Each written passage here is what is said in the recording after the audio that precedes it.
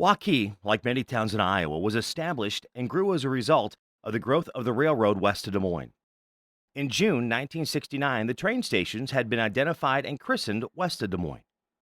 People in Waukee, known initially as Shirley, began to build houses, and within a month, a depot was erected and 320 acres had been laid off in lots for future growth by the founders, General Lewis A. Grant and Major William Reagan. Letters to the editor in the Iowa Daily State Register were written to encourage people to come to Waukee to settle. By the time the city was incorporated in 1878, businesses, organizations, and churches had been established. By the end of the 1800s, Waukee was considered a boom town with a bright future ahead and a population of 245. The business district consisted mostly of buildings facing the town triangle and one block south, and will be the focus of our program today. Waukee has always had a triangle in the center of town. Information compiled about the triangle for the Waukee Centennial indicated that before the turn of the century, the triangle was a mud hole. Boys used to catch frogs in the spring, and in the winter, it made a skating rink for young people. A chain hitching rack ran around the north and south sides of the triangle for horses to be tied to. In rainy weather, mud became so deep there, people would break their horses' neck yokes trying to back buggies out of this swamp. Sometime around the turn of the century, the former two-story frame schoolhouse was moved to the center of the triangle to become the town hall. It only stayed on the triangle for about a year, then it moved south of the old hotel and is still there and used for storage. Eventually, a group of farmers would volunteer to fill up the mud hole and later would donate concrete and labor to put in a curb. A fenced-in area of the triangle once encircled a monument of our World War II honor roll.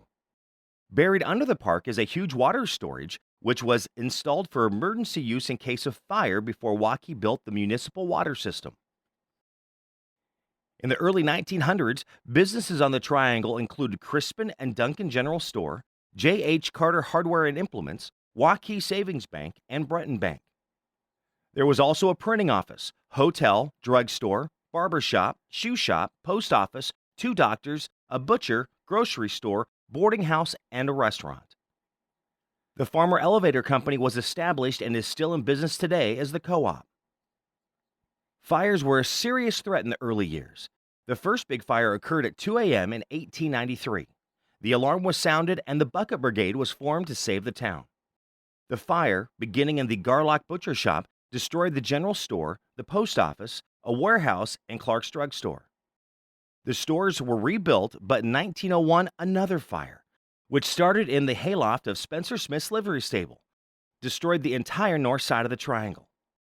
With strong winds and only a bucket brigade, the fire could not be stopped. The town's first fire truck was purchased in 1938. Delivery of the fire truck was made the day a fire destroyed the Morrill Drug Store on the west side of the triangle. While the building was smoldering, the new fire truck was sitting across the street. In January 1941, the Brumfield building on the west side of the triangle caught fire and was destroyed. This building on the corner of 6th and Walnut Streets, where the hardware store stands now, housed the post office, the telephone exchange, the library, the Sam Hurwitz grocery, and 4 apartments. Only Lynn's Barber Shop on the west side of the triangle survived the fire. The area sat vacant for almost 20 years before the Uptown Cafe and the hardware store were built. Today, you will hear from several current and former Waukee residents about the changes in Waukee's downtown triangle area over time.